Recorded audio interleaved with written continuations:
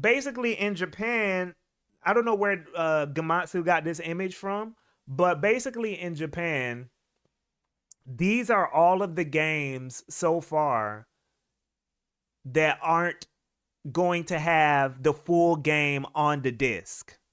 These are all of the games so far that aren't going to have the full game on the disc. They're using the game key card. You got, is that Dynasty Warriors? What is that? I don't know. What is that right there? Oh, it got a little blurry. Ooh. I think that's Dynasty Warriors. I'm pretty sure. But we got Wild Hearts. Whoa, and a lot of came and wents in here. Kunitsu Gani, I believe. Puyo Puyo Tetris. Raidu Remaster, Sonic Generations, Street Fighter 6. These are all games in Japan that aren't going to come full on the disc. Okay.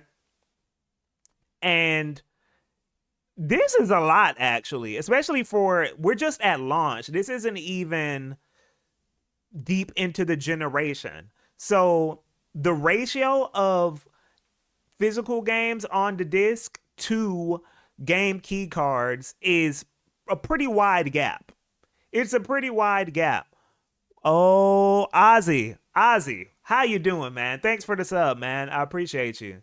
I appreciate you, man. Um, Let me read through the chat right quick. Liquid Zareth, how you doing? How you doing? How you doing? Yeah, it's been a while since the Friday streams, but RJH, what's up? Wolf, what's up? Slayer, if physical media just completely phases out, will people just stop playing games? Let's start with that, because I like that question. I really do like that question. And we're going to go step by step with this. We're going to be really loose and free with how we talk about this. I'm going to answer that question with a yes. I mean, no, I'm sorry. I'm going to answer that question with a no. People are not going to stop playing games if games stop shipping on physical. Already, currently, right now, most people, I think, buy digital, right? Just in the console space. We're just talking about consoles. Just in the console space, people, I think, I'm not in the mood to really like look up the data and get the specifics on this and the exact percentages, but I believe we're already at the point where most people buy digital. I believe. Now, that's just the console space. In the PC space, obviously, physical is completely gone, right? And then when you go to the PC handheld space, there's no cartridges there.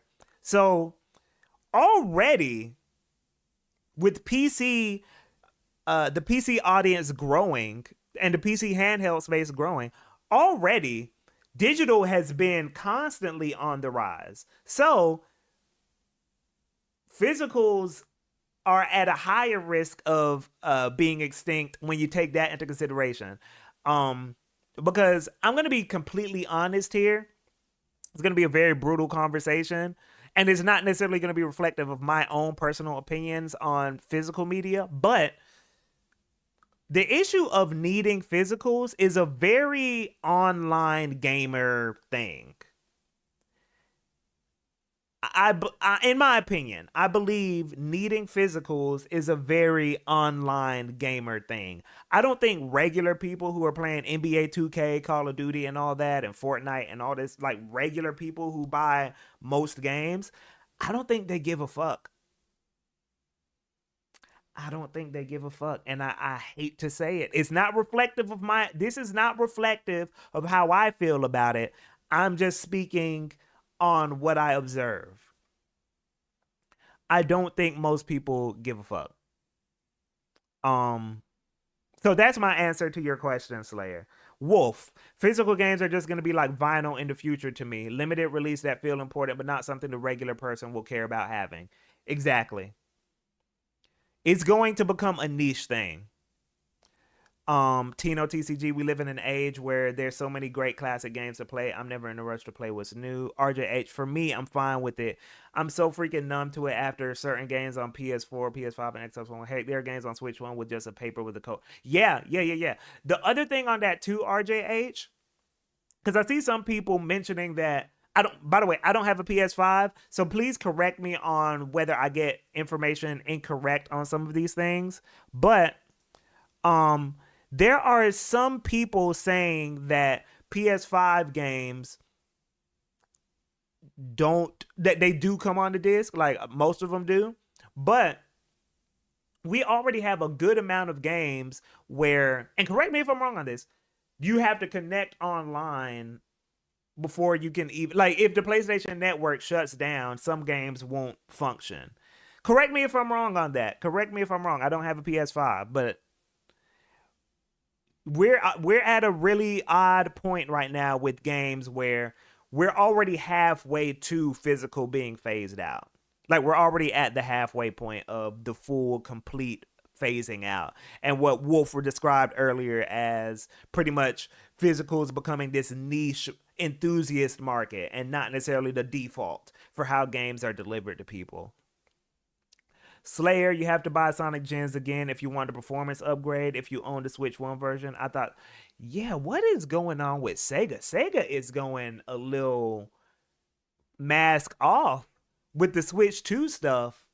I heard about that. That's crazy with the Sonic stuff. Uncle Beastie, I'm sure this has been asked before, but what do you think of the idea of physical game copies changing to be like how vinyls work in music, more expensive but better quality with more features like fewer loading times, for example? That's interesting. I don't know about. I don't know. That's interesting though. Team Dark Ronnie, how you doing, man? How you doing? How you doing? Poyo 2 getting a game key card is killing me. Yeah. Yeah, that is wild. It's probably the smallest game on there, I think. It should be the smallest game. If it's not, I want to know what kind of blocks and what kind of Puyos are they dropping on people in there, because that's crazy. That's crazy. Them ain't no Puyo big enough that they can't put the game on the disc. Ain't no Puyo in the world big enough for all that. Ozzy, Sega doing some real annoying shit for real. They can afford. Yeah, Sega. They wildin'. People claim they. Oh yeah. I'm kind of late in the chat. Chris Lotus, I appreciate you stopping by, man. The YouTube crew is here. I'm sorry. I know I'll be abandoning the YouTube people during that break week, but y'all know how it is. Physical is actually higher somehow, especially for Switch. I read somewhere 60% of Sony. Okay, Shallant, thank you for that. I forgot about that. So on the Switch platform, on Nintendo platforms, physical is still the majority of sales. Okay, that is true. Okay. 60% of Sony first party is physical sales. Now, what is the third party? That's what I want to know, the overall, not for specific publishers, because I think when you get into specific publishers, that's when it gets a little like more nuanced, because some publishers are catering more to an enthusiast audience, right? So when you're catering more to an enthusiast audience, you're going to have more physical copies being purchased, right? Wild Style, I think people will still play games, but the vibes will be very different. Most people are already buying digital. Plus, if you're on PC, then digital is all you. Yeah, and that's another point that I don't see people bringing up enough, is that PC is constantly growing. The PC space is constantly growing. So, with the PC space constantly growing, by default, digital is constantly growing. I'm a PC gamer. You know what I'm saying? So, and most people aren't on GOG, they're on Steam. So, even there. Here's the thing. Let me say this while we're on that topic. I don't necessarily have a problem with digital in and of itself. It's more so the DRM attached to digital that is a big issue and takes away from the ownership aspect of games. If games were more liberal and more generous about making sure we own the digital games that we purchase, this physical versus digital crisis will be less of an issue for me. What's up, Verum Leon Hart? What's up, man? What's up?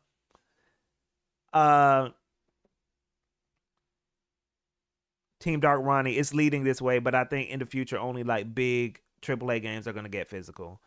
Um, Kermit Hoodie, I only buy TV shows, movies, and manga books in physical form now. Um, you know what's interesting too? Like when we talk about this concept of preservation and how people are very militant about preservation and all that. But I do feel, and this is kind of referencing your point, Kermit's Hoodie. I do feel that people aren't totally consistent when it comes to this idea of preservation. I've talked about this in a very early stream when I first started streaming, but we all have certain mediums where we don't give a fuck about preservation. Music preservation is pretty much done. Like nobody is really buying CDs. Vinyl has a niche market, you know what I'm saying? And people don't even download music anymore. Most people are streaming these songs. Most people, especially when you go below the age of 25, don't own their music. So I think it's interesting to look at other mediums also when we're talking about this topic to kind of see where we're eventually headed. Because if it can happen with other mediums, gaming is not immune to the same thing that we've seen happen to music or TV or movies. Ozzy, people will value convenience above everything. Yes, 1000%. Lou said, "What's up? How you doing?" I'm very late in the chat. Let me go down a little bit. PS5 games come on this most of the time, but let me go down. Y'all chatting.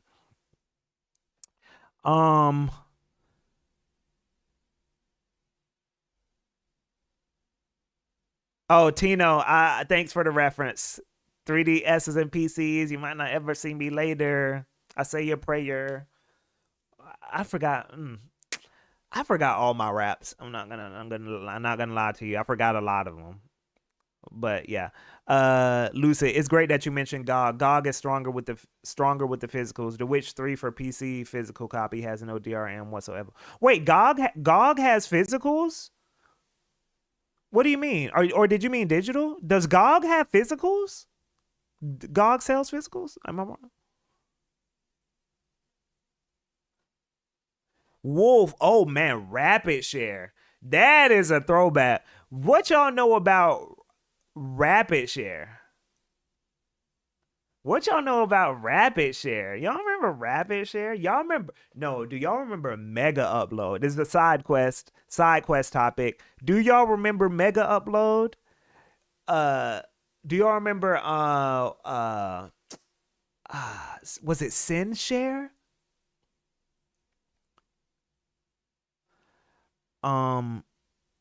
Jazzy, what's up, man? Fuck preserving Globber Slayer. Fuck preserving Globber's Funhouse. We have to preserve one of the most popular games like Mario 64. Yeah. People are inconsistent. Z-Share. Oh my goodness. Blog era shit for real. Alec, how you doing? What's up, man? Z-Share. No, Verum. Mediafire is still here. I still use Mediafire. Do not sleep on Mediafire. Greatest of all time. They survived the apocalypse of all the download sites.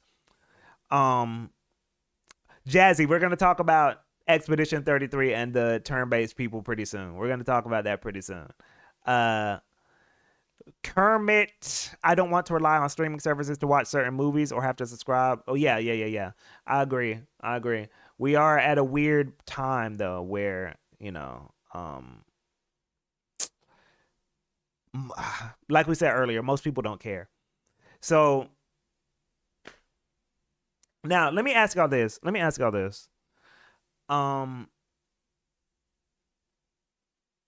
Do y'all think, this is kind of a separate topic, Do y'all think most of the upgrades for Switch 2, for Switch 1 games going into Switch 2 games, like the frame rate updates and stuff, do y'all believe most of them are going to be free?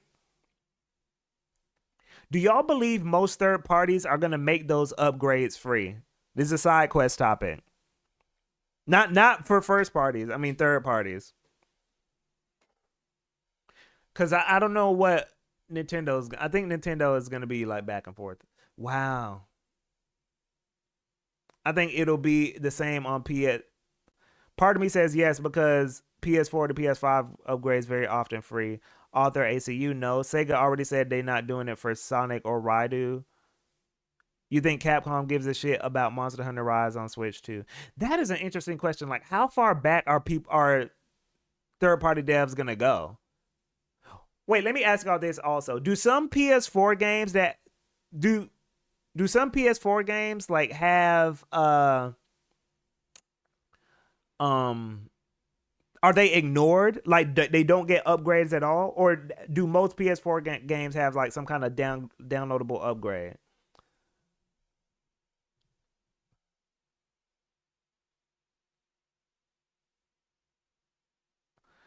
667. I have kind of have a hard time caring, to be honest. There's just too many other things to care about nowadays. The game card thing. Yeah, where Star Wars Squadrons didn't get an upgrade at all. Some will just use the PS4 Pro settings on the PS5.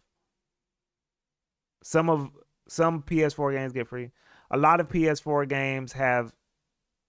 Okay, so y'all are saying 80% have some kind of upgrade.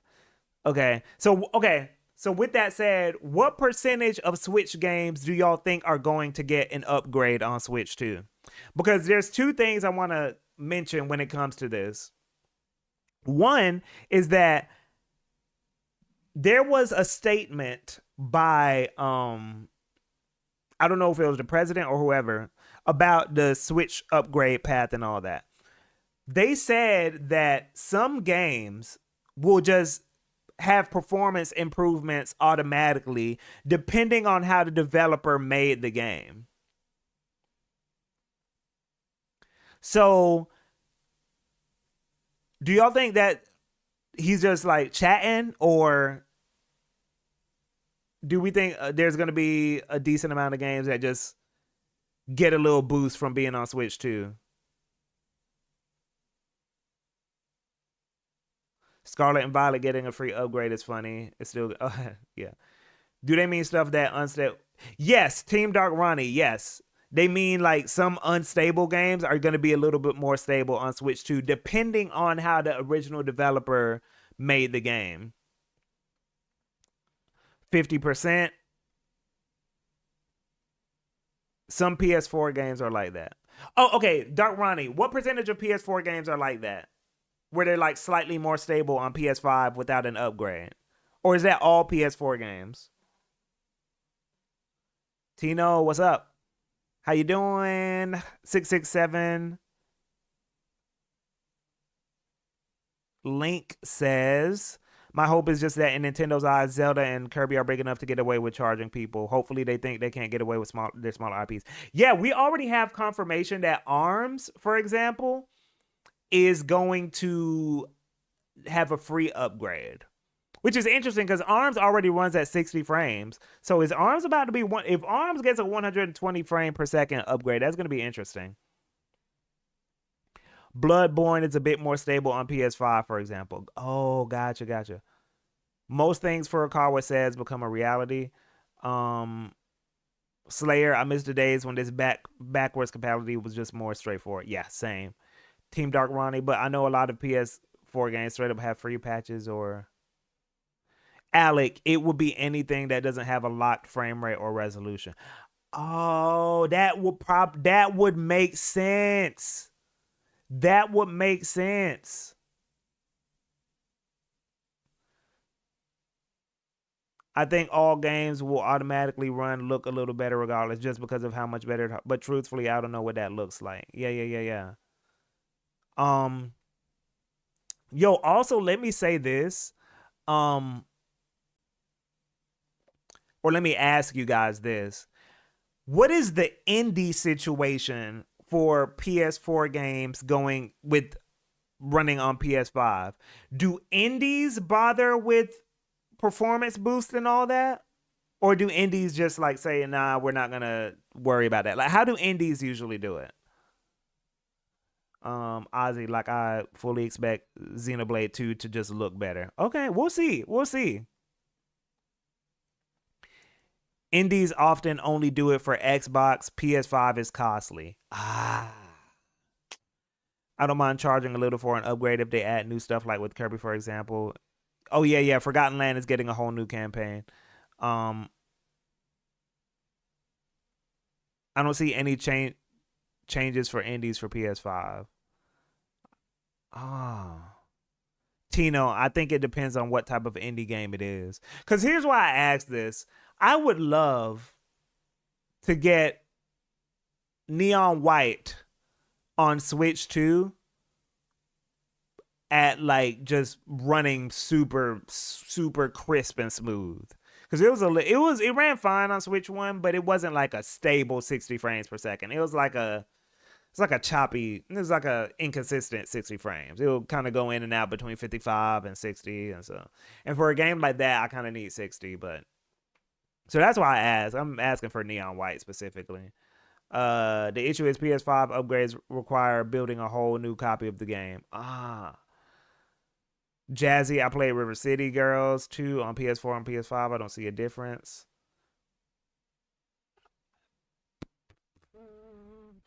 Yeah. Oh, Verum. Bomb Rush Cyberpunk might be one of those ones where it just runs better on Switch 2 without needing to do any finagling. Because on Switch 2, Bomb Rush Cyberpunk is one of the few games that has a performance mode and a quality mode. What's the other? No. What are the two modes? Performance and what? Performance and resolution mode? What do they usually call it? Tino, OBD, like a game like Celeste probably don't need it compared to games like, let's say, Outer Wilds. Yeah, Bomber Cyberpunk has a performance mode. Yeah, performance and quality mode. Okay, I was right. Yeah, it hasn't. You can unlock the frame rate on a Bomber Cyberpunk. So I imagine that game is just gonna run better on Switch too, which is gonna be beautiful. Playing that in handheld, running super smooth like that. Even though nowadays I feel like PC is probably the best place to play Bomber Cyberpunk because of all the mods and stuff. Andy is Hawk. What's up? The newly anticipated Inazuma 11, especially by Japanese, will not even have a physical release. Yeah, it's looking bleak. It's looking bleak like Memphis. Y'all. Now, let's talk about this. How many people have played or bought Expedition 33? Raise your hands if you've bought Expedition 33 or if you started playing it. Team Dark Ronnie, I'm playing it right now. Tino, OBD, Jazzy, nope.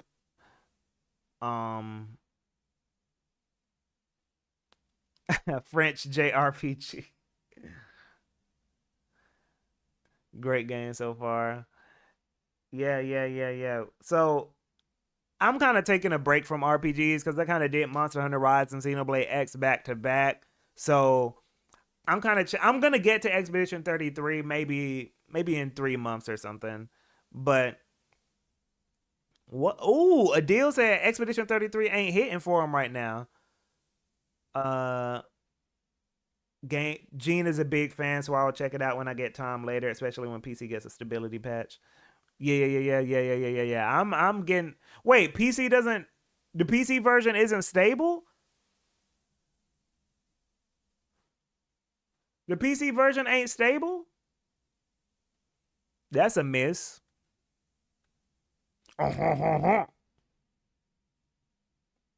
Yeah, like French. We got the FRPGs. We got the FRPGs are now a thing. I'm still playing Xenoblade XDE.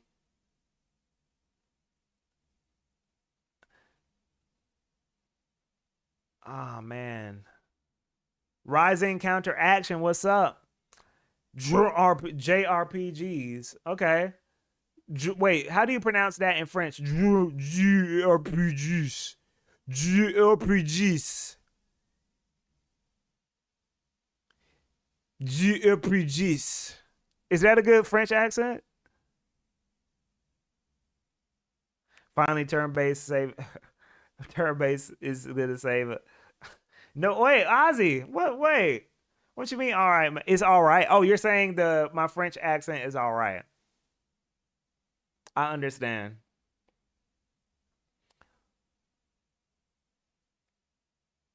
Ah, come on, man. Wait, hold on. Wait, here's the French. Well, hold on. Hold on. JRPGs. Clair Obscure Expedition 33. Is that a good French accent? It sounds German? I don't think. No, no, no, no, no. Y'all don't. No, no, no, no, no, no, no, no.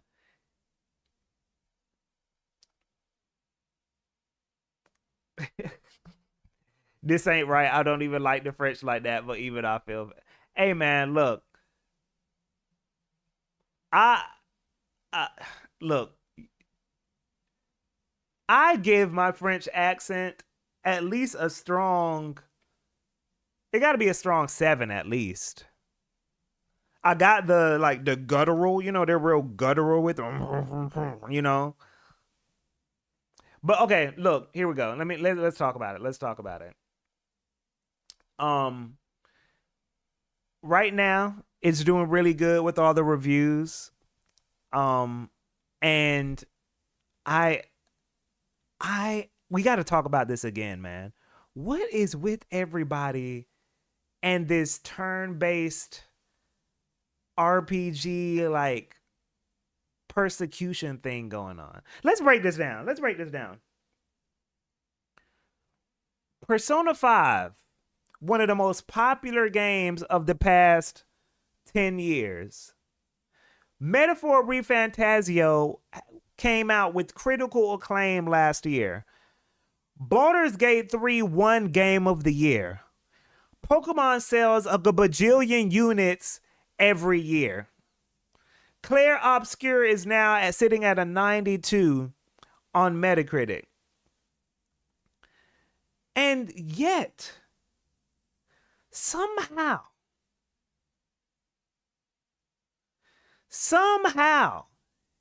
everybody is just on this whole, yeah, see, y'all thought turn-based RPGs, y'all were attacking turn-based RPGs, y'all were saying they were dead, but now Clair Obscur is proving you guys wrong. Clair Obscur is, Expedition 33 is gonna save the...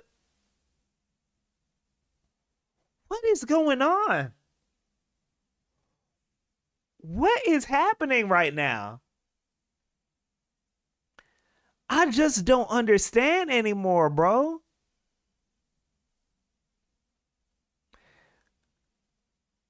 Jazzy, didn't Metaphor come out a few months ago? Yes, a new IP. Metaphor ReFantazio was a new term. It wasn't Persona or nothing. It was a new term-based IP that did amazing out the gate. Like, yo.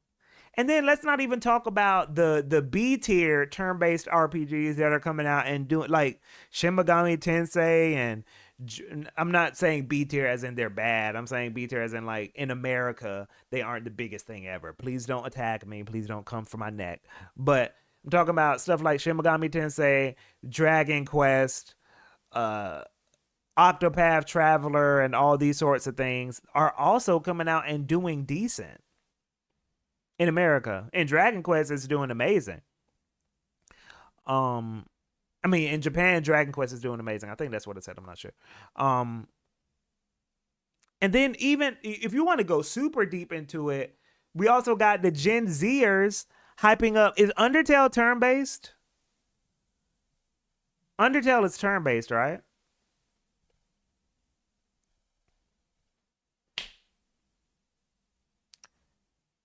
And y'all are just acting like a bruh, like a dragon. Switch to turn-based. Thank you, Moscola. Wow. Honkai Star Rail. Let's not even get into the gotchas. Let's not get into the mobile games. Yeah, where is Burgundy? Burgundy should be here. Nah, like, yeah, like, it's Sea of Stars. If you were to pay attention to some of these people who are just like acting like this, you would think, bruh, you would think that turn-based RPGs were going through what rail shooters are going through right now. Like, how many rail shooters have you seen recently? Ring Fit Adventure, Jazzy.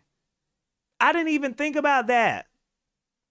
But you, like, when was the last rail shooter that you saw come out?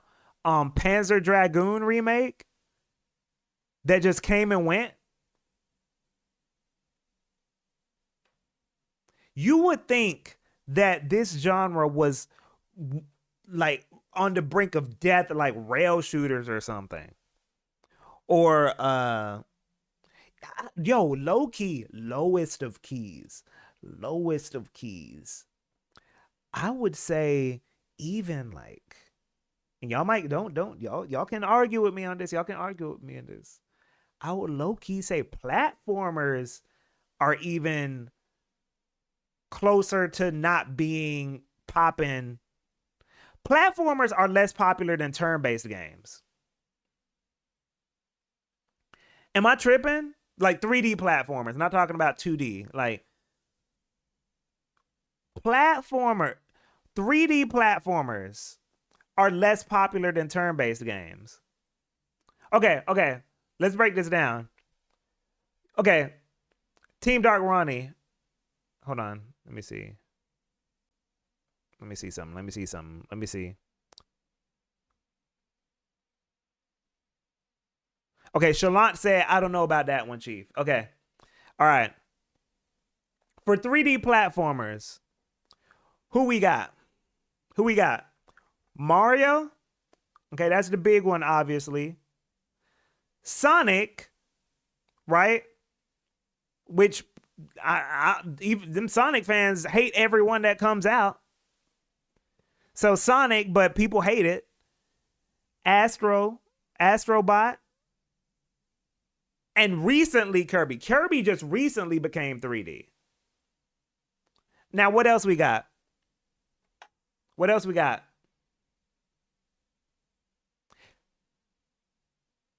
No, Kirby hasn't always been 3D though. Kirby just recently became 3D. I'm talking about 3D platformers.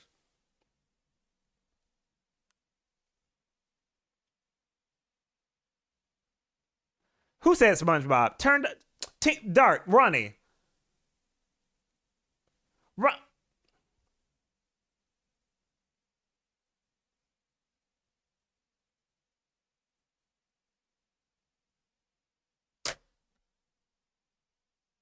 Bruh. Talking about some damn SpongeBob. Bro, if you don't.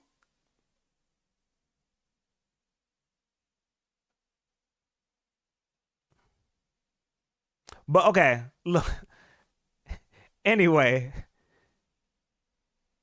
Crash Bandicoot and Spyro. So, look, let's go. Let's take this further. I can name, and we're gonna argue for each genre step by step. There are at least 5 genres that are more dead than turn-based RPGs. There are at least 5 genres that are more dead than turn-based RPGs. By the way, when I repeat myself like that, I just want to say, I know this guy's problematic, but Dr. Umar snaps. He snapped when he came up with the just repeating yourself. Like when it just kind of makes it hit more when you say something. Like, I don't know. I just kind of like at least twice. I'm not going to do it 3 times though. But look, I can name 5 genres that are more dead than turn-based RPGs. 3D platformers are more dead than turn-based RPGs. Now, this next one is going to be spicy. And y'all are going to attack me for this one. Fighting games are more dead than turn-based. Fighting games are less popular than turn-based RPGs.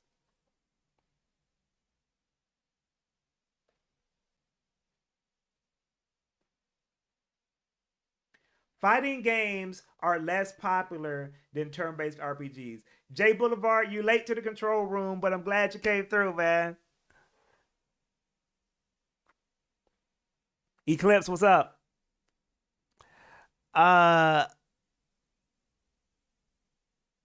Now, fighting games are less popular than turn-based RPGs.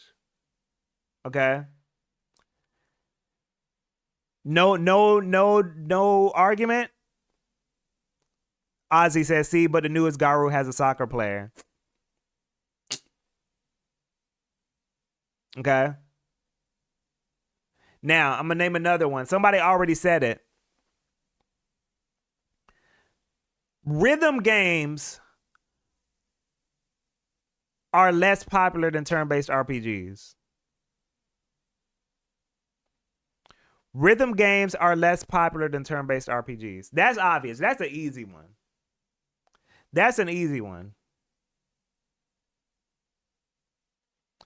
Yeah, who said it? Ace Thunder, the big fighting games are carrying the visibility. Yes. So you got Tekken, Street Fighter, Mortal Kombat, if you want to count Smash, but you know what I'm saying, like regular 2D fighting games like Tekken, Street Fighter, Mortal Kombat. What's the other one? Guilty Gear recently. So we got a couple big ones, but none of them are reaching the numbers and the quantity of turn-based RPGs. But do you see fighting game players? Well, fighting game players do be complaining. They do be like, oh, we need to save the FGC. So they do be complaining. Fighting game, I'll say this before we move on to the next genre. Fighting game players are second to JRPG players in terms of having this persecution complex.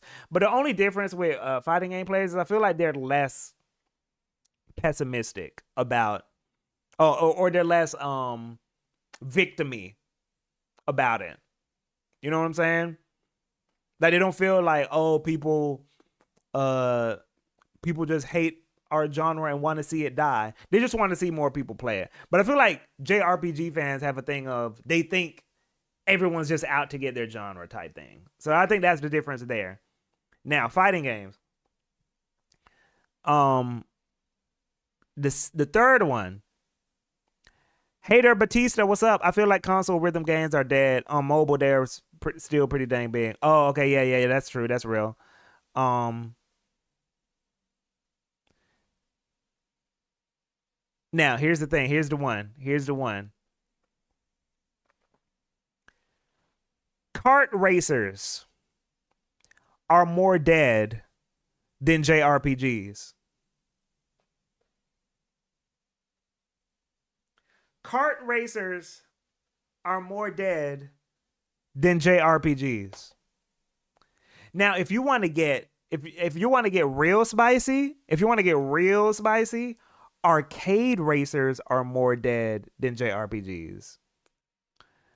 Bad Boy JM. That's why I said that's why I wanted to expand it, because it's like honestly, kart racers only just had a little moment. They were never like super big. But arcade racers overall. So like stuff like Burnout, even what's another one? Burnout, I guess Crazy Taxi, shit like that. Even though Crazy Taxi is not really a racer, but y'all get what I'm saying. F-Zero, there you go. Thank you. Ridge Racer, stuff like that. Games like that are more dead than JRPGs. Forza, isn't Forza a sim though? Is Forza an arcade racer or is it a sim? Because I think sim racers are still big.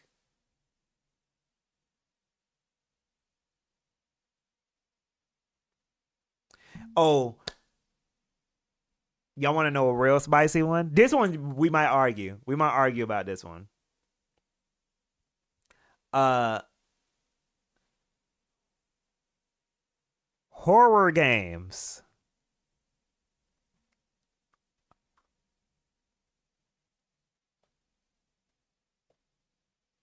We might argue. We might argue, but no. Okay. Oh, okay. No. Let me make my case. Let me make my case. We got Resident Evil and what else?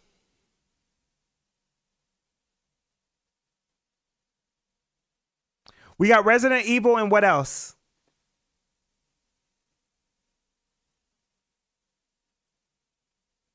See, now y'all say the indie scene. Oh, the indie scene is look, let me say this. No. Listen. If you for any genre, if we're gonna count indies. But let me say this. For any genre, if you have to say indies are carrying it, the genre might be dead. Or the genre might be in crisis. Rather, let me say this. Because what we're saying is horror games are less popular than JRPGs. Right? So, relative to JRPGs, y'all saying horror games are bigger than JRPGs. Think about it.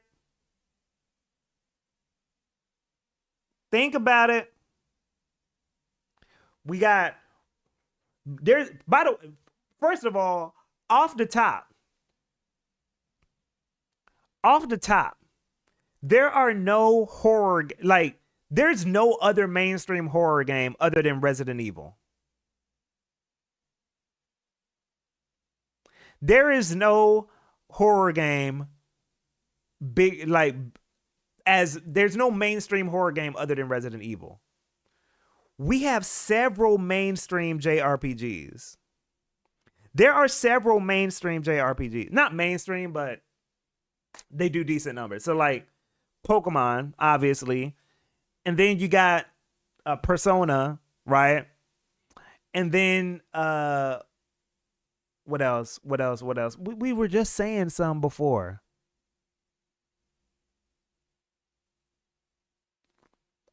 But we already named a bunch of RPGs. Yakuza, right? Yeah, thank you. Yakuza switched to turn-based. Dragon Quest, there you go. Yeah. There are no horror games. Like horror is more niche than JRPGs. Let me say turn-based RPGs. Horror game that's why I was tripping. Baldur's Gate 3 and all that. Yeah.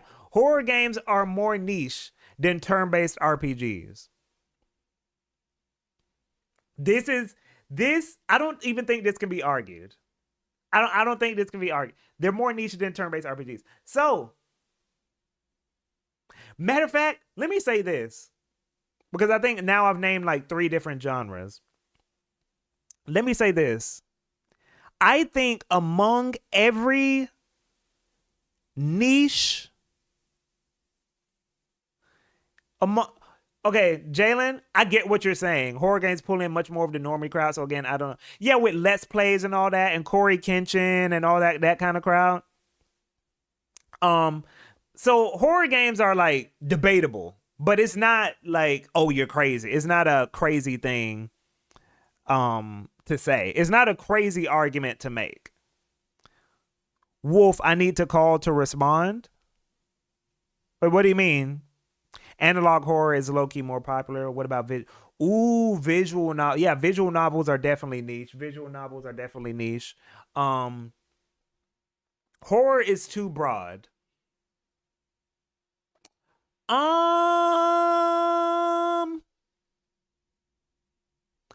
Oh, okay, okay. I forgot about Last of Us. I'm not gonna lie. I forgot about Last of Us. Oh, that. Ooh, I'm surprised nobody brought that up. Okay, okay, okay, okay, okay, okay, okay, okay. Last of Us. Ooh, that might fuck up. Okay, okay, that might fuck up my argument a little bit. Cause Last of Us is doing like,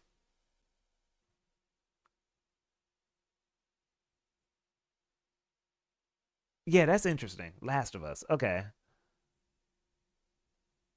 Oh, okay. Y'all feel like Last of Us is more action? Okay, okay, okay. Um, nah, yeah. So this is what I'm gonna say. This is what I'm gonna say. Um, among every niche video game genre, right? And when I say niche, I mean non-normie genres. So we can classify normie genres. I hate that word, but you know what I mean. Um, normie genres as shooters, sports, racing, and what else? And I think that's it, right? Shooters, sports. Yeah, shooters and sports. Yes. But among the non normie sim games, so you mean like the Sims and stuff? Yeah, yeah, yeah. Yeah. JRPGs might be turn based RPGs. I need to stop saying JRPGs. Turn based RPGs might be the most popular niche genre. Action games. Thank you, Wolf. Turn based RPGs among the niche genres, it might be like the top one. So when I say niche genres, I mean like fighting games, we say horror games, rhythm games, shmups, block puzzle games, all that stuff. All of those games are below turn based RPGs. Like, so with all those listed, and by the way, can y'all think of any more? Have I not named some that are less popular than turn based RPGs? Otherwise, ooh, RTS. What's an RTS game? StarCraft? Or do you mean like SRPG, like strategy RPGs? Well, no, that's different. I think that's kind of different.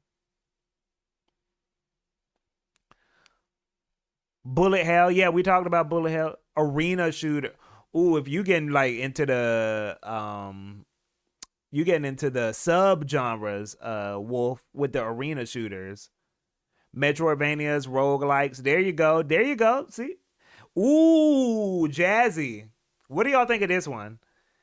Character action games. Ooh, this is an. You know why this is interesting, Jazzy? I'm glad you said this because the prevailing sentiment in enthusiast circles online is that turn-based RPGs are being replaced by action games because action games are considered more popular or more welcoming to people. Like people prefer action games. But how many character action games are popping like that? How many character action games are popping like that? You got Devil May Cry.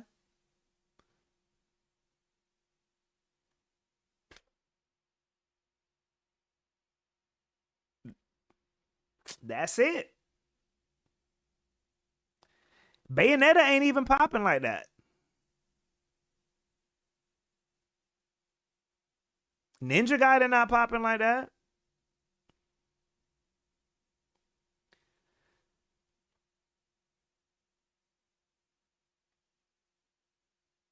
Maybe Nier Automata. Maybe you can count Nier Automata, but that's not really a character action games. So anyway, the whole point of this exercise is to say the whole persecution complex thing is crazy. We got to stop it. We got to stop it. It's just getting out of hand now. It's getting out of hand. You know, I just it's yeah. Yeah. I don't know. Um that's its own category or whatever the gotcha Hoyoverse. Stealth games probably equal to turn based. And by the way, okay, while we're on that topic, this might be a crazy take. I don't feel like stealth games are a genre.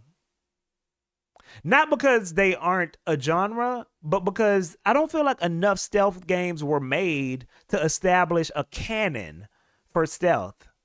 Y'all get what I'm saying? To establish a tradition for stealth. Because we only got Hitman and Metal Gear Solid, right? That's it. That's pretty much it, right? Splinter Cell, Dishonored. Dishonored is a stealth game? I thought Dishonored was a immersive sim.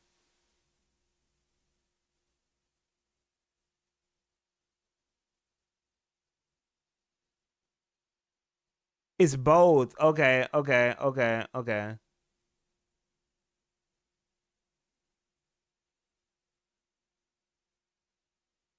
Sly Cooper. I thought that was a. It's like Cooper a stealth game. Okay, no. Let me say this. No, because y'all tripping. No. Splinter Cell is valid. Metal Gear Solid is valid. Y'all are doing that thing where y'all insert games that the leading genre isn't stealth. Like I think, okay, let me see. I might be wrong. I'm open to being wrong on this. I'm not married to this idea. So okay, it says stealth. Okay, let me go through here. Let me go through here. I'm tripping. I'm tripping. My bad, y'all. My bad. So Tenchu, Metal Gear Solid, Thief, Hitman.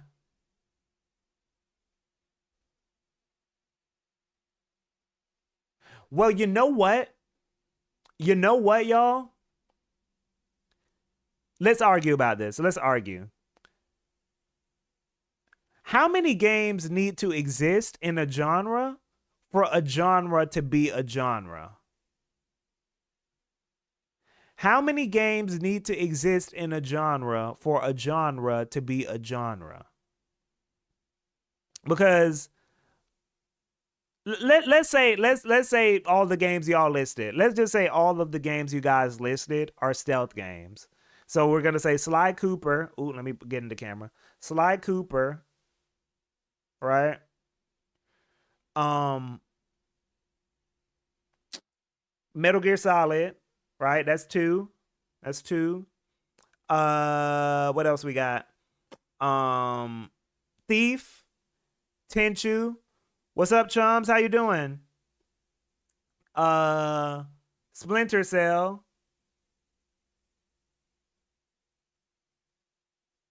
That's it. Who said Burger King, Sneak King? Boy, if you don't get.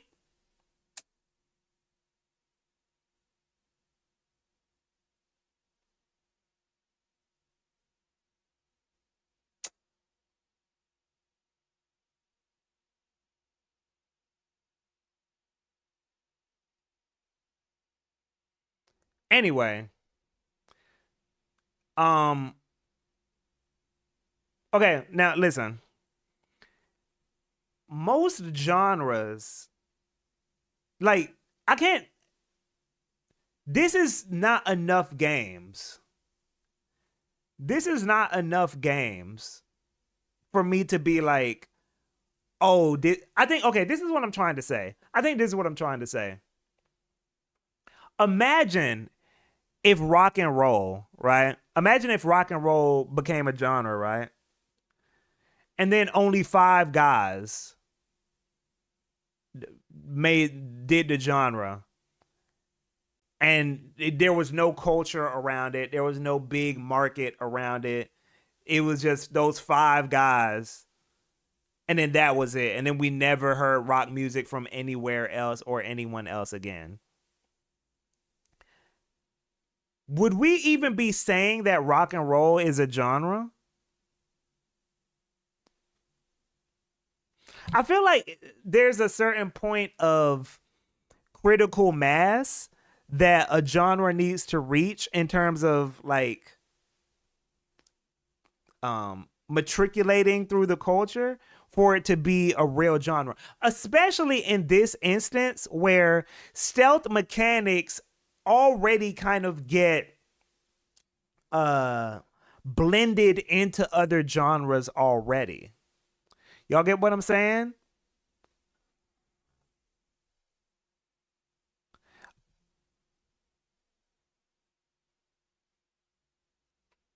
Who's this? I can't see. Tino, I don't know what kind of point you're making. It's still rock and roll. Okay. Okay. Okay. That's fine. If y'all I was just I just feel like there are genres, right, that exist already right now that in gaming, not even just in music, where we wouldn't call it a genre because enough people haven't done it yet. So, easy example. There's an easy example of what I'm talking about. When did people start saying souls like? When did people start saying the term souls like?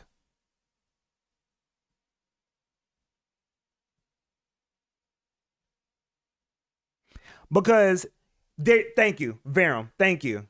Thank you. So the term souls like was not invented when Dark Souls came out.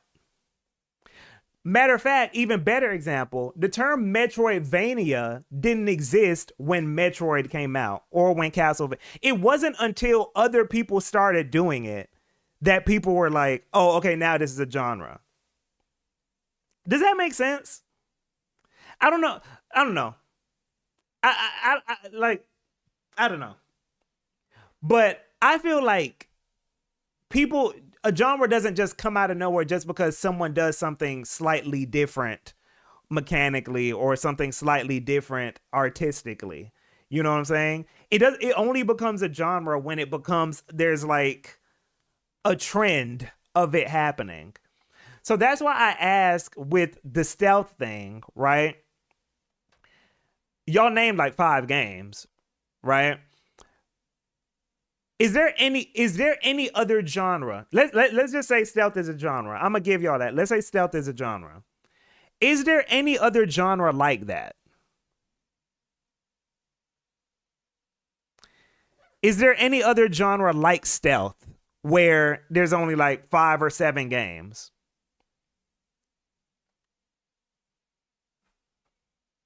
You're a good conversationalist. You really be trying to hit all the marks. Yeah. I'll be yapping, man. I can't think of another genre like stealth where it's just like 6 or 7 franchises and nothing else. And especially in the sense where um those games are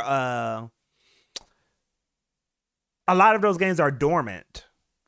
Y'all, you feel me? So Metal Gear Solid is dormant, and it's had a lot of breaks in between those games. Tenchu is pretty dormant, right? Um, 5 franchises with multiple games. Um, wait, hold on. Y'all are saying Assassin's Creed.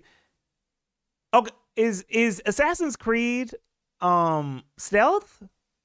Now is it currently stealth? Or is it just an action game with stealth elements?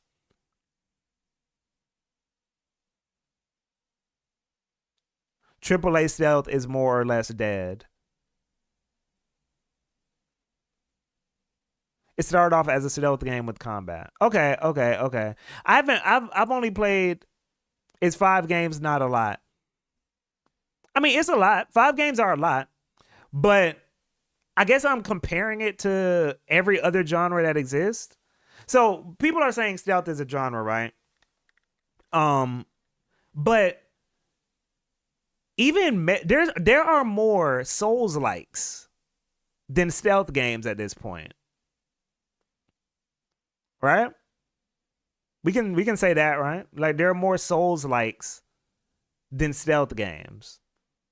Like I think in this chat right now, in this stream, so we've named every stealth franchise that exists. Am I'm pretty sure we have named every major stealth franchise.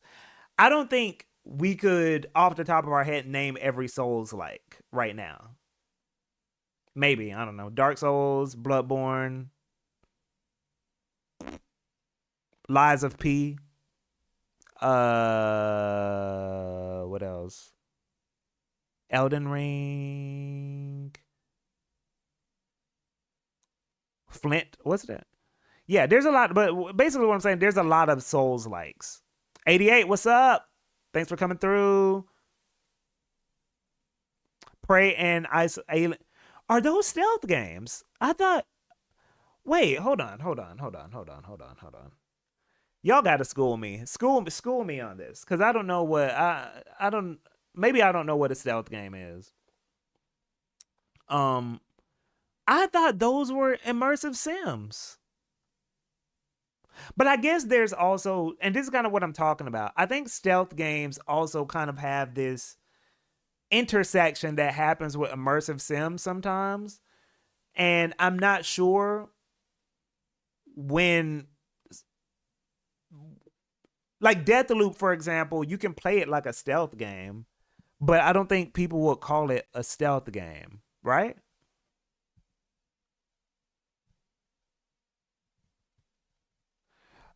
Yeah. So,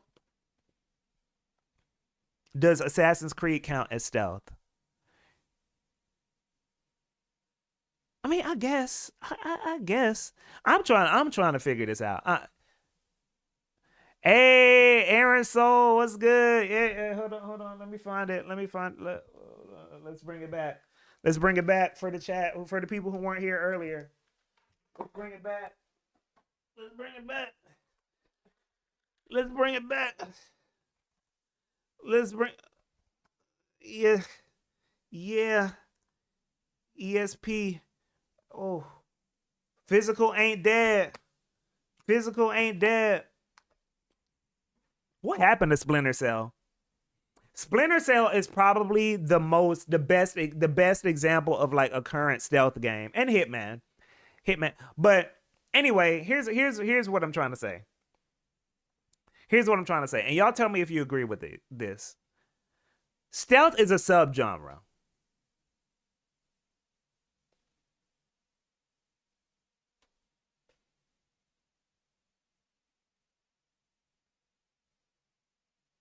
Stealth is a type of action game, like action adventure thing.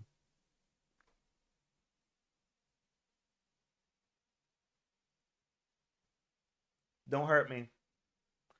It's not, but I struggle to consider it like a full genre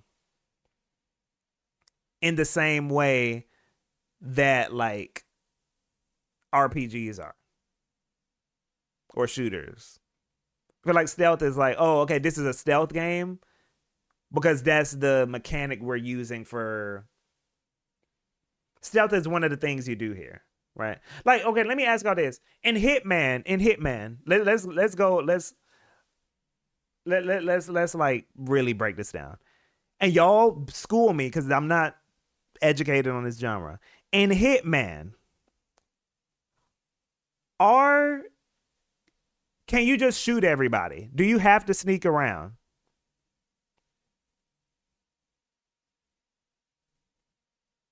Can you just go in and be like, fuck all this shit? I'ma just go crazy on y'all.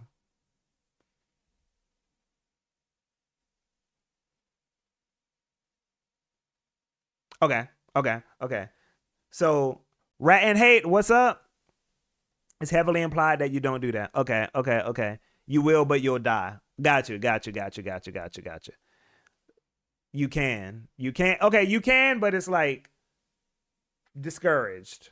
Okay. Got you. Okay. Now, what's another one we named? What's another stealth game we named? Oh, let me just look back up here. Splinter Cell, I'm pretty sure you can't do that, right? I don't think you can just go in Splinter Cell. Metal Gear Solid, I don't think you can, right?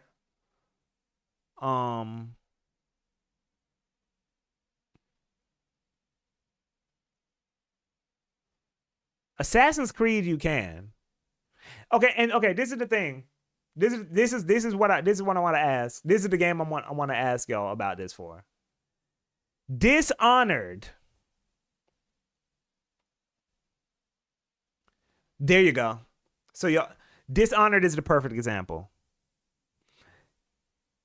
In Dishonored, I'm pretty sure you can just go in and you don't have to sneak around, right?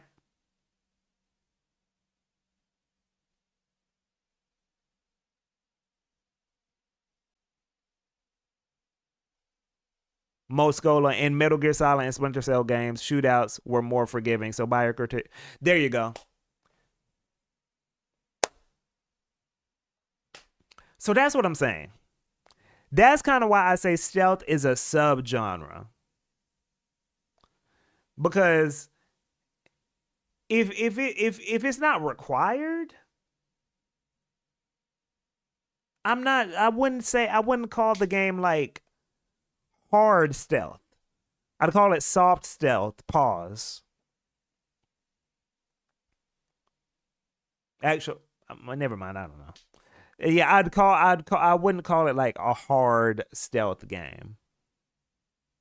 It's like, soft core stealth. But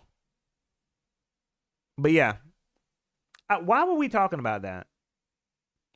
Why were we talking about this? I forgot why we got on this.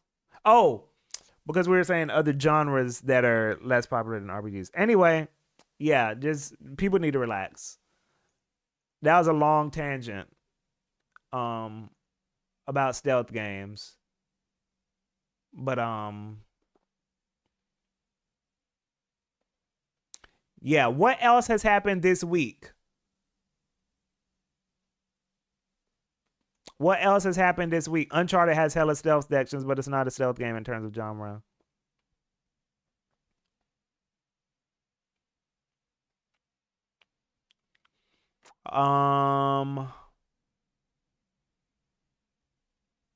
Let me see.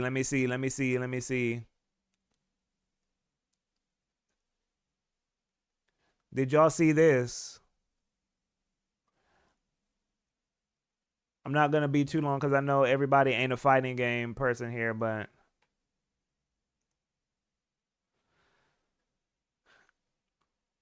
did y'all see the Elena trailer?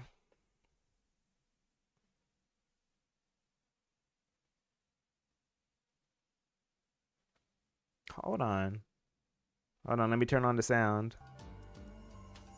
I wasn't looking to fight to the death.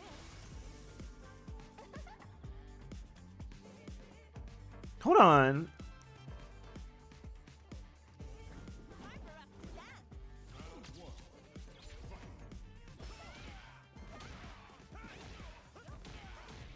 This music is a vibe. Yeah, 88. She looks fun for real.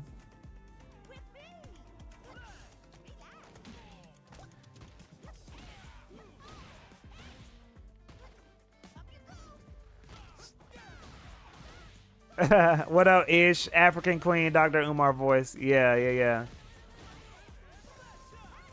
Oh, hold on. You saw that schmovement right there? Hold up.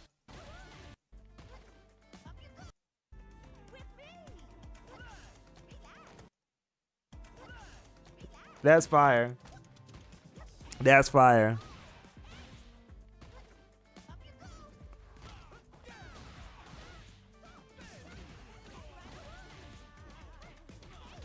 Yeah. If you have a fireball character, you aren't happy right now. Oh, yeah. She's getting through those. She's going right through those. It's too easy. Rat and Hate, I haven't played SF6, but does she need a dodge roll when zoning is already... I don't even know. I don't play Street Fighter 6 either, but this was cool. This was a cool trailer. I like Elena.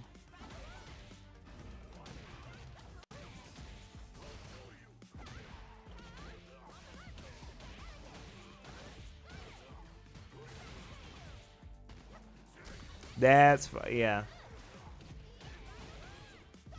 This is good. Gal getting cooked. Yeah. I like her in the Street Fighter 3 fit more. The new outfit isn't horrible though, but I'm not a big fan of her hair in the new outfit.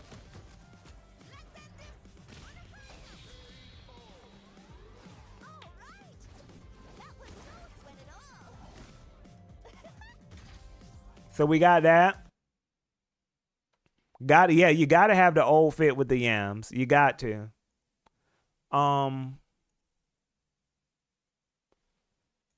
Now switch to pre-orders because more people are here right now.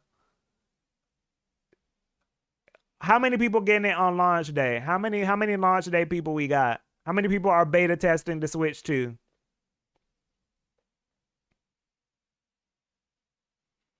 J Boulevard. Oh, J Boulevard. Man, let me tell y'all this.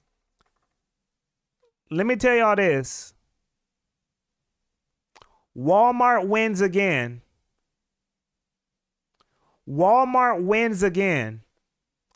Let me tell y'all something. I immediately, my first instinct when I loaded up the page to get the Switch 2 pre-order, I was immediately like, oh, I know Walmart got me. Ashes, I need to see the Prime 4 release date before I jump in. All right, cool. Welcome in, by the way, man. Welcome in. It's too easy. I got it because of your video, actually. I was going to fast, but you sold me on Nintendo innovation winning out long term. Oh, yeah. I'm glad. And thanks for watching the video, by the way. But yeah. My thing is, I already know I'm going to play Nintendo games, you know. I know that for a fact. It's not something I have to think about. I think I've owned every Nintendo console after the N64, except for Game Boy Advance. I think that's the only one the only post N64 thing I haven't had. But also the other thing, yeah, plus the treat yourself aspect. Yeah. The other thing too is like I don't spend a bunch of money on games. As crazy as that sounds. I'm one of those people where I buy a few games and play them a lot. I'm not one of those people. If you look at my Steam library, let me see if I can pull it up. If you look at my Steam library, it's not as big as everybody else's. Pause. It's not as big as everybody else's. Let me show y'all my Steam library right quick. Y'all gonna be like, damn, this nigga don't got nothing. He do not be GK do not be gaming.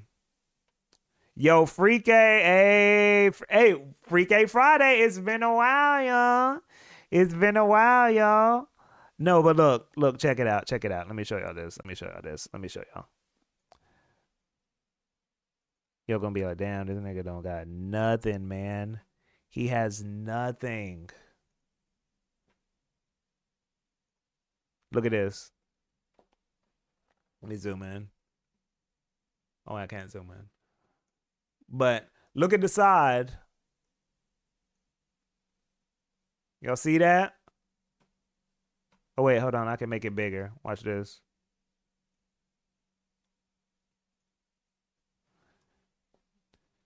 I got Armored Core, Daemon X Machina, Freedom Planet 2, Fatal Fury. That's all I've been playing. Mecha Break demo. I need to delete this. What's going on here? Well, actually, no, I still need to play that eventually. Don't pay attention to this. Ignore this. Don't cover your eyes. But this is also a game I'll be playing. This is also a game I'll be playing a lot here. Y'all know what time it is, man. Y'all know how we do. Y'all know how we do, man. It's a lot of fighting games in here. That's mostly it. But we all know you're hiding the hentai. Man, let me say this while we're on that topic. I don't kink. This is not one of the. Well, I do kink shame. Let me not say that. I'm somebody who kink shames. I will kink shame you, but for some reason, I just can't get in. I never could get into like hentai. I'm not gonna kink shame the people that do, but that's one of those ones where I'm like, something about it being a cartoon. I can't get that part out of like it's still just a disconnect there. Yeah, it's just a cartoon part. I was like, oh yeah, I know this, and even I can process like if people are like, oh, that's a hot cartoon character. I'm like, yeah, it is. Yeah, surprisingly, Zulu said that. I remember when I came out with Cosplay Girl, and people are like, oh, you must be into hentai and all that. But no, Cosplay Girl is about real girls. You know, yeah, something about the cartoon part. But when people are like, "Oh, I'm turned on by this cartoon character," I do understand. I get it. I'm like, yeah, that is an attractive character. I totally understand. But I don't know. It's just a disconnect there. It's like I can't get past it. You know?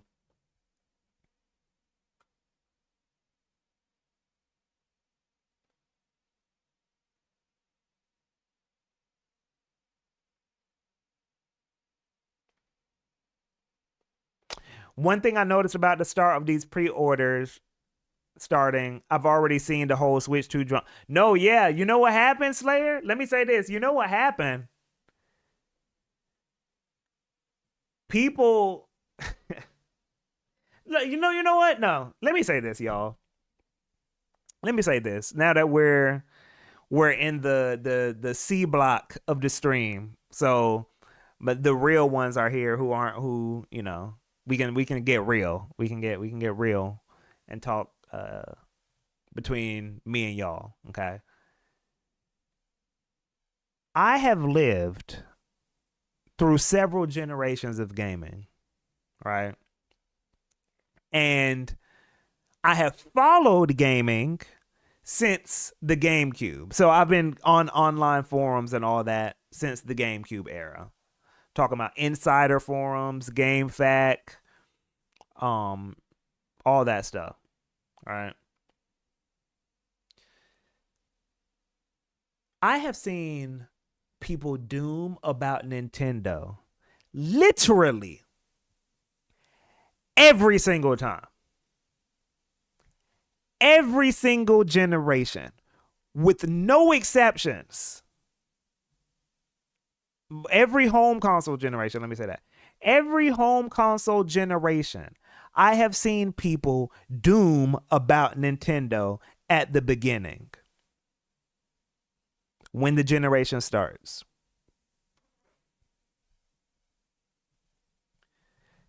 And I would say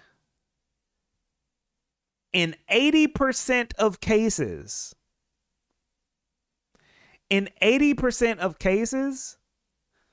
the dooming is wrong. In 80% of cases, the dooming is wrong. Now, let me say this. Let me be clear. Obama voice. Let me be clear. This does not mean that Nintendo critique is unjustified. What I'm saying is the dooming was wrong every time.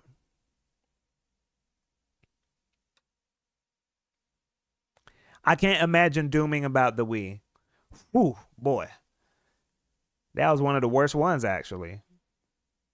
You know how many people kept talking about, like, oh, Nintendo's behind the times. They won't upgrade. They're not HD like the 360 and the PS3.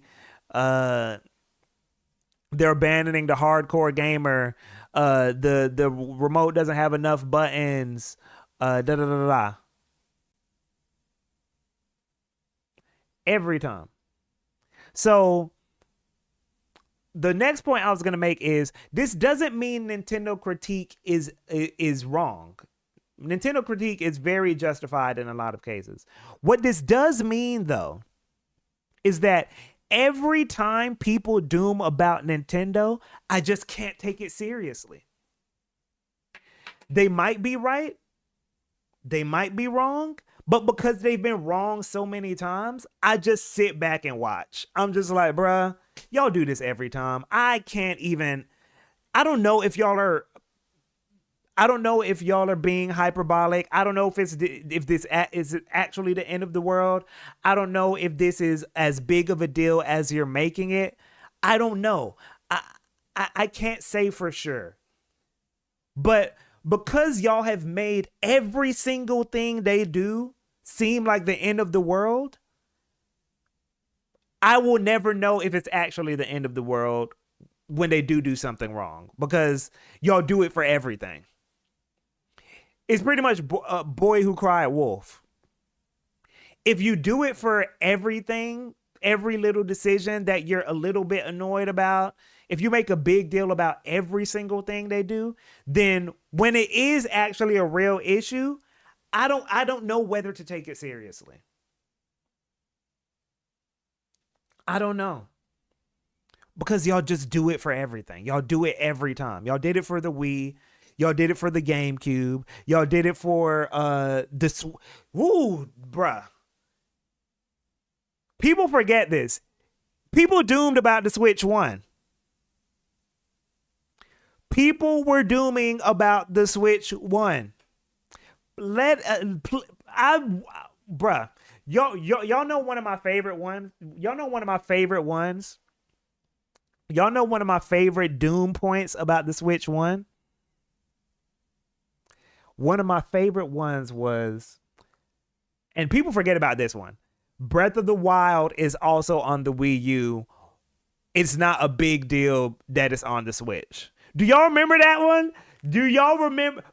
Bruh, I'm not going to let people gaslight me and pretend that they weren't saying that shit. People were saying that Breath of the Wild being on the Switch 1 isn't a big deal as a launch game because it's on the fucking Wii U.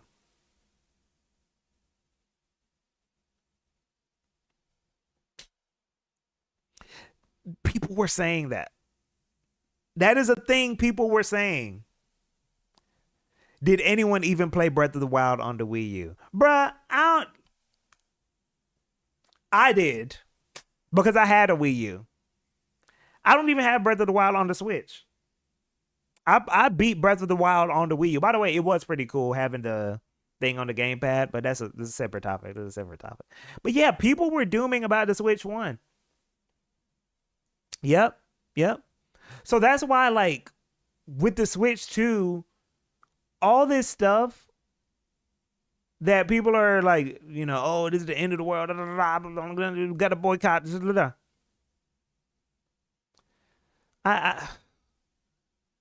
Look, let's just. This is what I wish would happen. We can critique Nintendo and be like, this sucks, but not pretend that like there's some kind of. This is the issue I have with Nintendo dooming. Is that people talk about it as if there's some kind of like. But I guess people do this for everybody. People do this for every company. It's not just Nintendo.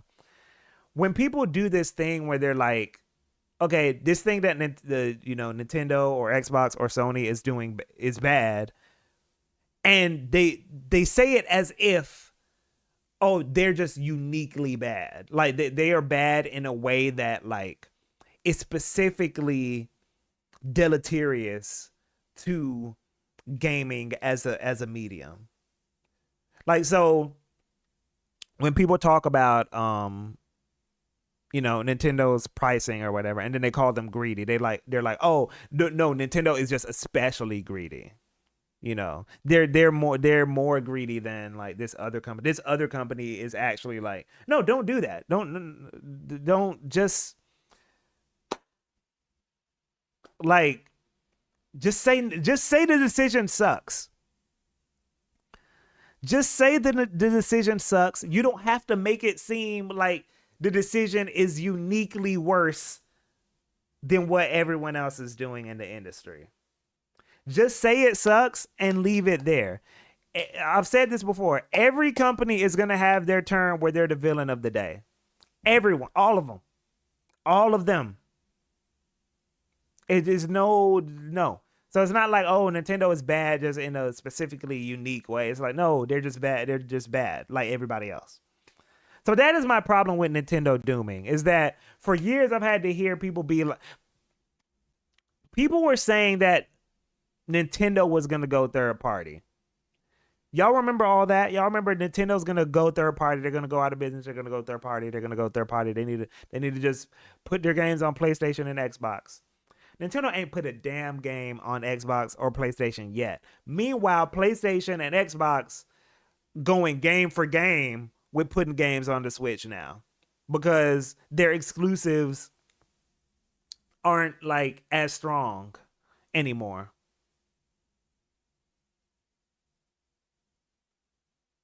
So just like, let's just stop with the dooming. Just stop with the dooming. So Slayer, to what you said earlier, when them pre-orders came out, what happened was people realized they were being hyperbolic. It's one thing to theorize about like, oh, this decision is stupid. Like, oh, I'm not gonna buy the console because da, da, da. It's a different thing when the console's in front of you. This is the same thing that happened with $70 games with the PS5. Oh, it's the end of the world. Them $70 games. I don't want. And then when you see that $70 game, when you actually see it, it just hits different. It hits different when it's actually in front of you. You know? So just saying, man. Just saying. Um People really trying to convince themselves that $80 games weren't in the pipeline Mario Kart World or not. Bruh, I want to see, bruh, let me tell y'all something. That day, the day GTA 6 price comes out, the internet is gonna be in a blaze. That is going to be a funny ass day. That is gonna be a funny ass day when I don't think GTA 6 is gonna be $100. I think it's just gonna be 80. They're just gonna say it's $80. I don't think it's gonna be 100. But now when GTA 6 comes out and it's not just $70, like a little more than 70, it's gonna be a lot of backtracking. I already know the arguments. I already know no, this is different. You see, they actually have a budget. Or like, no, this is different. Like GTA is just like, this is just better. It's actually using hardware. It's using the power. No, this is different. No, it's not the same thing. Like, man, how you comparing Mario Kart to GTA 6?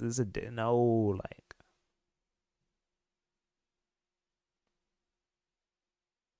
saw a tweet that said niggas are like, well, we did it, guys. $80 is the new standard, as if 90% of people that bought it are even aware of this.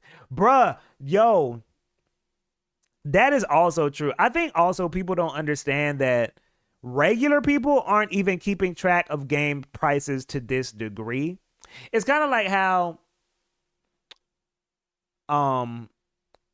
it's kind of like how I don't think most of us know the standard price of like Blu-rays. You get what I'm saying? Like, I don't think most of us are keeping up with like, oh, Blu-rays usually cost this amount. Most people are like that with games, actually. Like, parents aren't keeping track of like, oh, games are $60, games are $70. They go in and they're like, ooh, $70 too much, or $60 too much, or $80 too much for me, or oh, $50 is good. But they don't know that like, oh, the standard is 60, the standard is 70.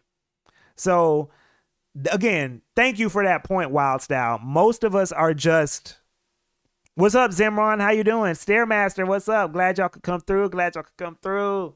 Yeah, most people are just kind of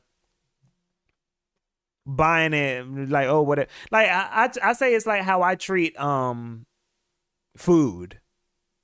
Like, I don't be keeping track. I know people are talking about, oh, the egg prices are getting high. Da, da, da, da.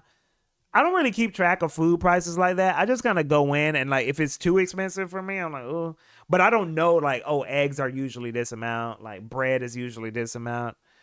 I just notice if it's too much for me, and I'm like, oh, ooh, what's going on? I don't know the standard. Slayer, I'm not for Mario Kart being 80, just to put that out there, but clearly people will start backpedaling a bit for GTA. It's going to be hilarious.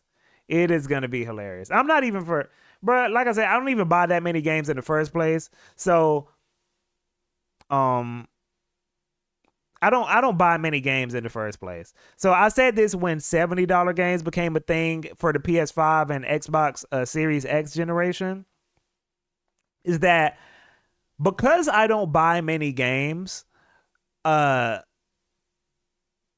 don't really think about price that much.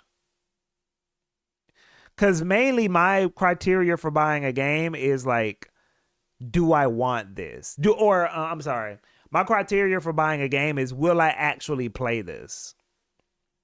I think some people's criteria for a game is, do I actually want this?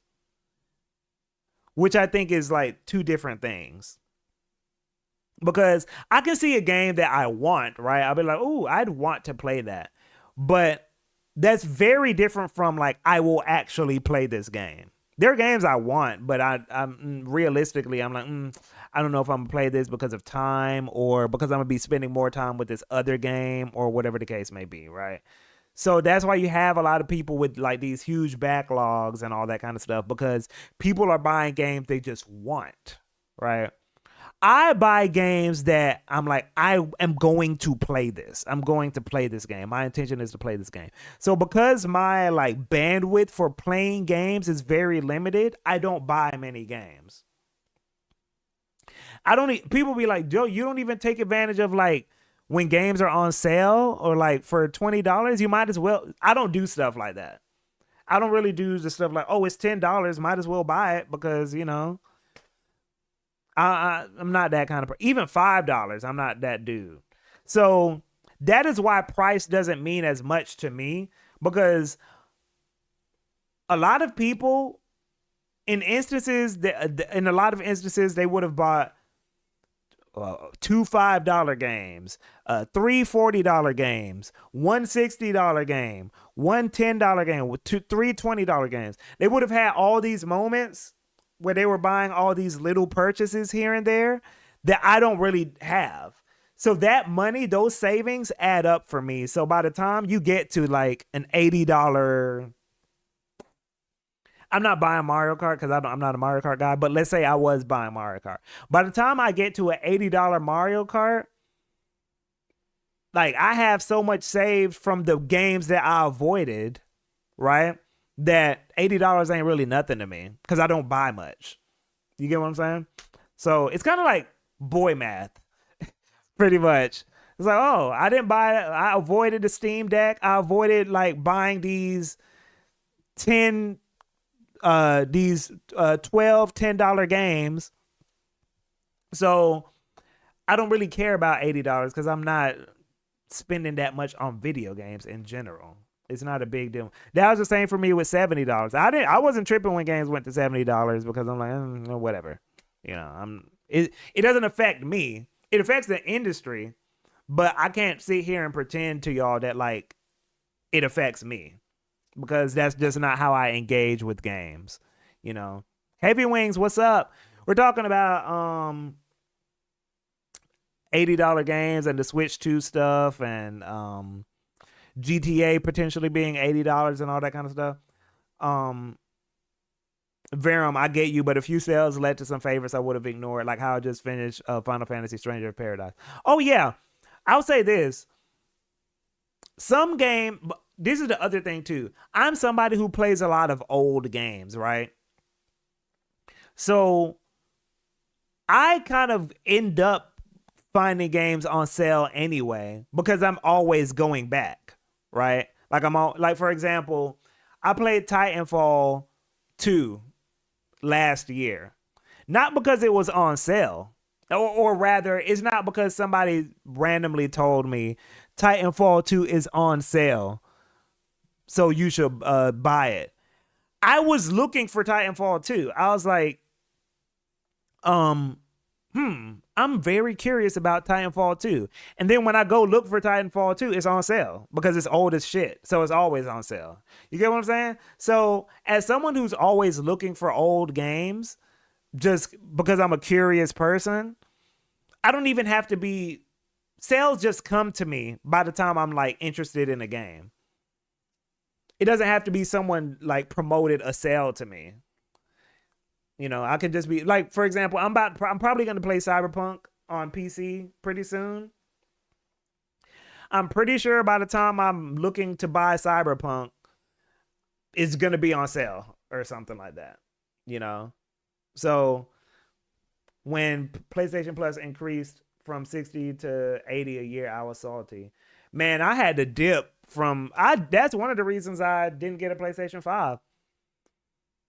It's because I was kind of tired of paying for PlayStation Plus for online games. So I had to switch to PC, man. I was done. Slayer, GK should play Pikmin.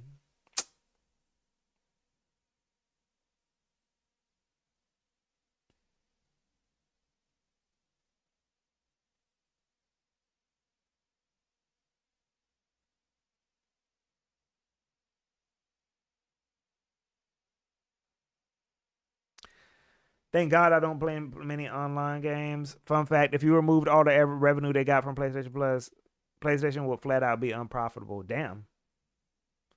Don't listen to him, GK. You should play Bayonetta Origins. You know what? Hold on. Let me see something. Let me see something right quick. Let me see something.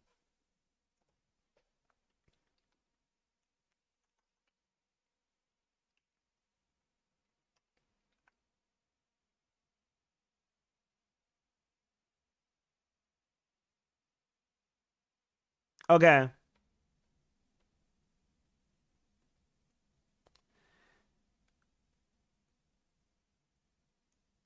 Bayonetta Origins versus Pikmin. Bayonetta Origins versus Pikmin. Among the GK hate games, which one would y'all want to see me play? Bayonetta Origins or Pikmin? Pikmin. I don't hate Origins. This is a joke. I don't hate Bayonetta Origins. I'm just not. It's only one guy in here that keeps wanting me to play. It's only Ashes that is like just set. He is like, please play Bayonetta Origins. I'm begging you, man. You gotta do it. Pikmin. I want the whole world to play it. Yeah. Please play Bayonetta Origins. Pikmin for sure. Bayonetta. I read that in the Soldier Boy voice. Uh, Bayonetta Origins is at least better than DMC2. What up, Stairmaster? I think I already said what up. I don't know. I'm a massive Bayonetta fan, and I haven't even played 3 yet. Oh, I wonder if 3 is gonna run better on the Switch too. That should be interesting. But no, yeah, like I'm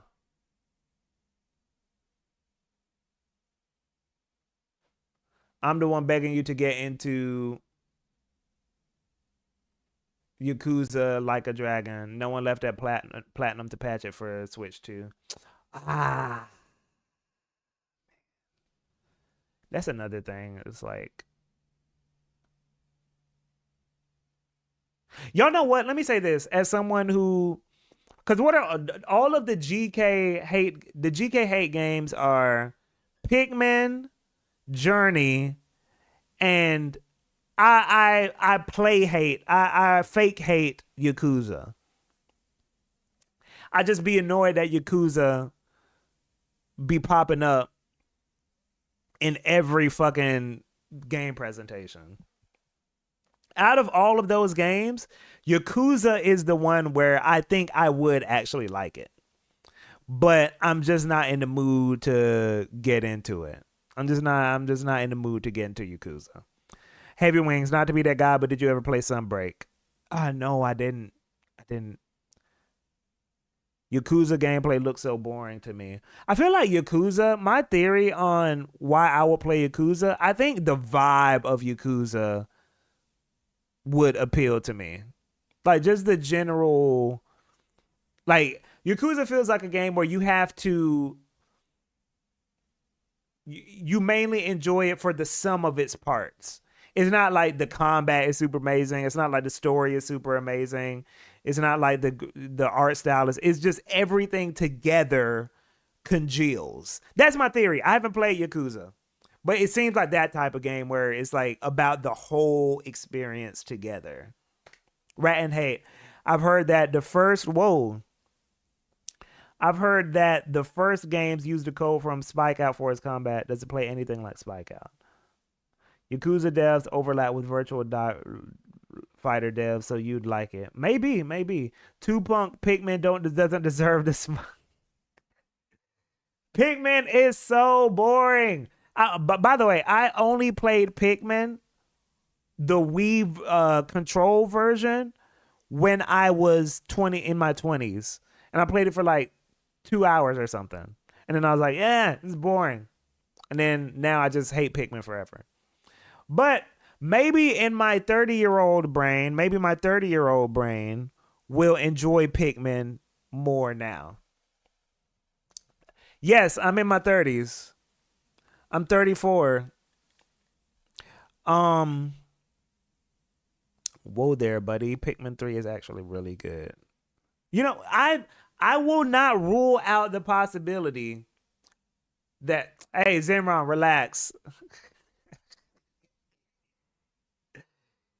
Y'all y'all relax, man. Y'all, hey, relax. Oh, you thought I was 10 years younger? Yeah, I do have luckily I have a young face, I guess. It's also because I'm kind of skinny. I think skinny people sometimes, like, we look childish. Not childish, that's not the word, but like we don't look fully like grown, you know what I'm saying? Um but yeah. Um and my hairline is, praise God. You know what I'm saying? We still here. You know what I'm saying? Would y'all get a hair transplant if you start balding? Like, would y'all go to Turkey? And get a hair transplant? Bro, I'm big as hell, so people be adding like 3 to 5 years to my age. Yeah, yeah, yeah, yeah, yeah. Like when you're bigger, I feel like you look old. You don't look old, but you just seem older. It's hard to explain. But when you're skinny, you also seem more like boyish. You know. Hold on, let me see. Let me see what everybody's saying. Um, nice. I'd just be bald. I'd rather be bald. I got facial hair, so no. Nah, we just going bald. I wouldn't personally, but good on the brothers who do. Everybody's like, just let it go. Nah, you know what? I think. Let me say this.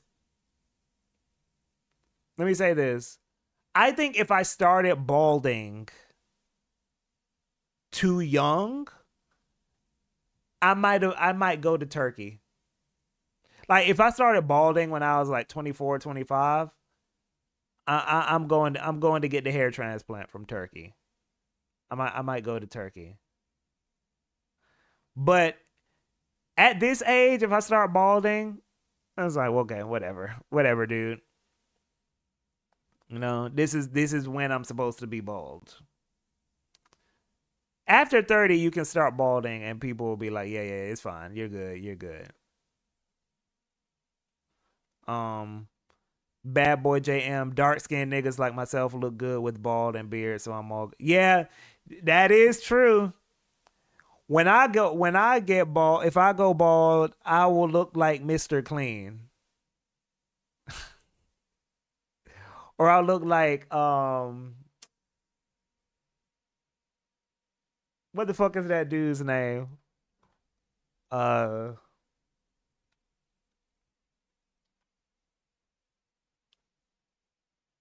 Hold on, what the fuck is that dude's name?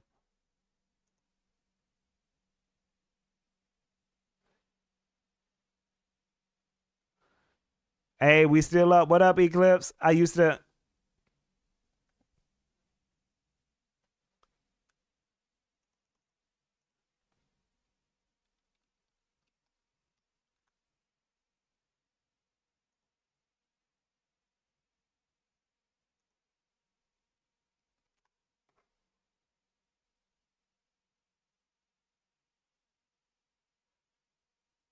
I used to manage a young bald dude who was really into fresh and fit, and I think a hair transplant could have what bruh. Nah, you know what, man?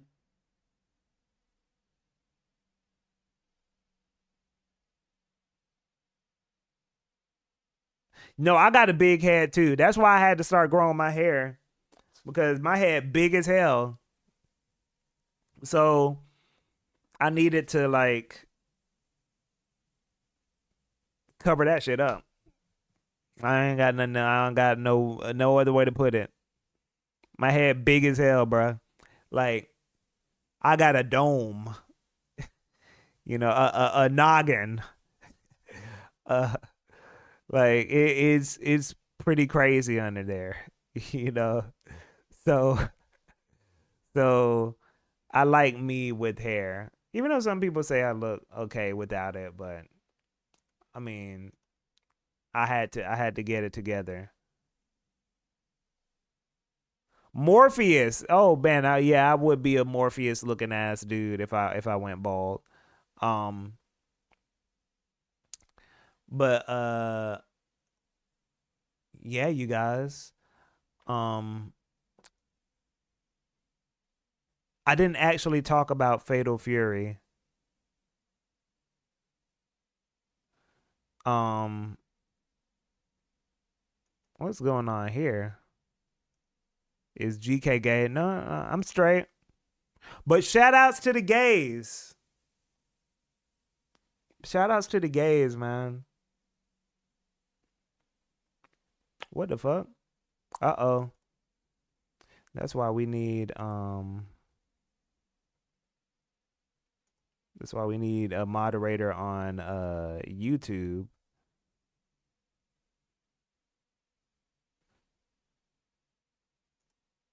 There we go. Barbers be on No, bruh. That is part of the reason why I don't get haircuts. Eclipse. This shit is out of hand, bro. I don't know what is going on recently, but that shit is insane. Them prices are crazy now. I don't like what? It's like approaching 50s, 60s. And if you in a bigger city, I know it gets crazier than that. God damn. Fucking insane. Um, but anyway, y'all.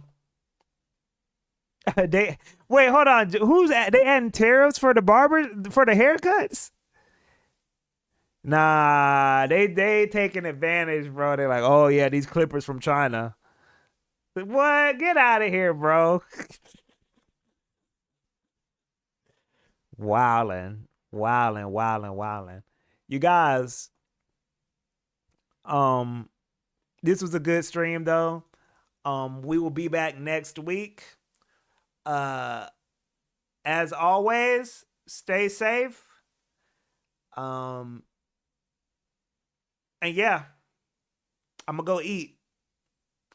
Peace out.